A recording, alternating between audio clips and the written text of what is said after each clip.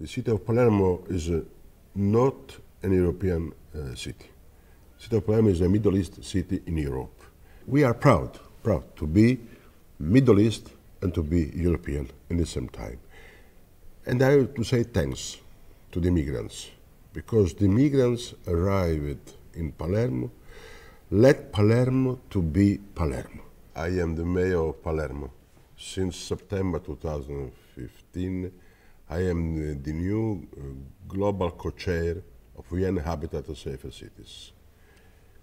Until 20 years ago, Palermo did not know the migrants, because Palermo in the last century was dominated by the mafia, just excluding, expelling people coming from other countries. Now we are free from the dominance of the mafia, and we have to say thanks to migrants, because the migrants let us be able to come back to the past centuries. When Palermo was a mosaic made by different pieces of stones, different colors, or different dimensions, that we have just the responsibility to keep in harmony. In this Palermo Charter 2015, we indicate the way, not only for us, but for the rest of the world. We think that we have to pass from the migration as an emergency, as a suffering, to mobility as human right. No man can be obliged to die where the parents let him be born. I cannot be obliged to die in Sicily. We have said that we want to abolish the residence permit. Sicily is a positive example for the rest of the world. Imagine, in the last 20 months, arrived in Sicily 300,000 migrants.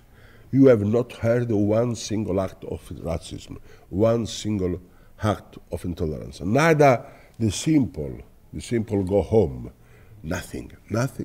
Imagine, in a little town like Pozzallo, 16,000 inhabitants, through Pozzallo in the last year passed 38,000 migrants.